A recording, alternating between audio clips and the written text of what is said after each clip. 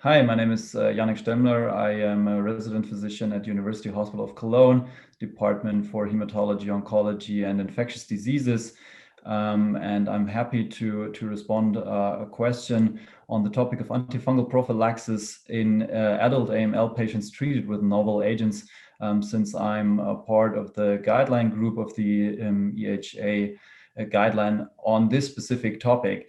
So, as most of you might be familiar with, we are favoring antifungal prophylaxis in this high-risk population of AML patients, since several pivotal trials have shown survival benefit.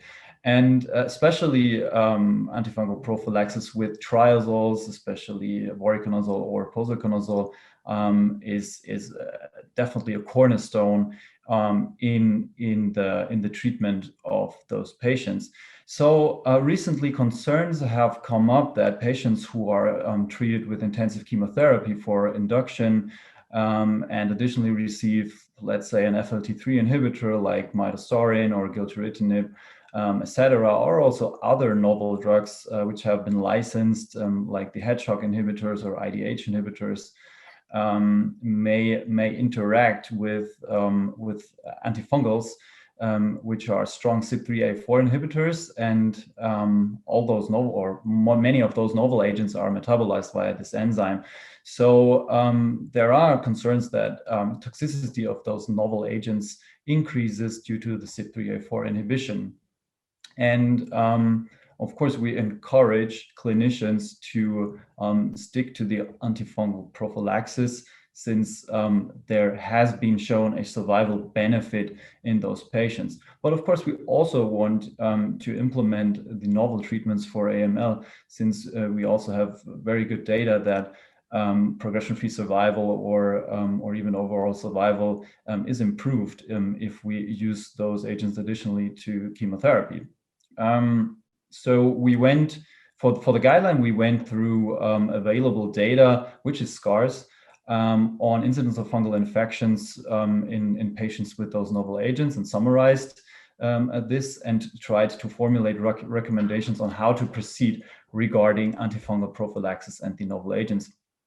And well, in summary, especially in patients who undergo intensive chemotherapy, induction treatment, and of course, with the aim to cure the disease, we strongly encourage to continue with the posaconazole prophylaxis and monitor closely for adverse events related with the toxicity of the novel agent. That means, for example, in case of FLT3 inhibitors, QTc prolongation, so perform ECG regularly.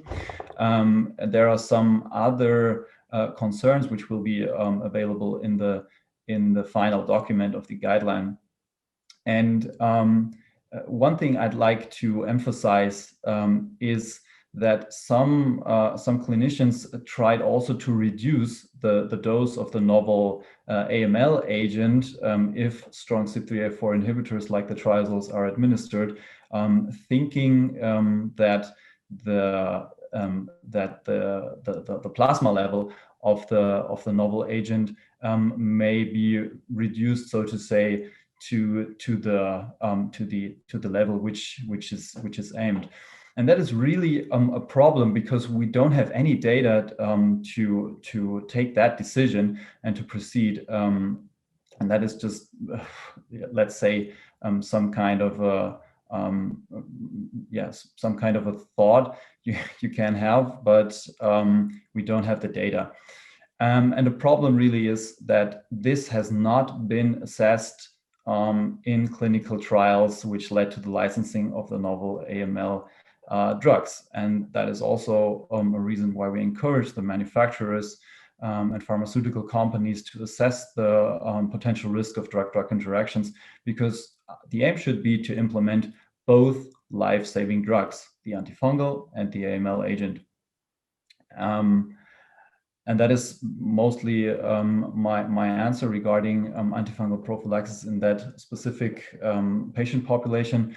One more thing, which may be of interest for most of you guys, is that the role of therapeutic drug monitoring may increase, and that is mostly because we can monitor the antifungals. So we know if a patient reaches the optimal plasma level of the antifungal, but we can't with all those AML agents. And there are several working groups working on methods to establish drug monitoring, for example, for the FLT3 inhibitors.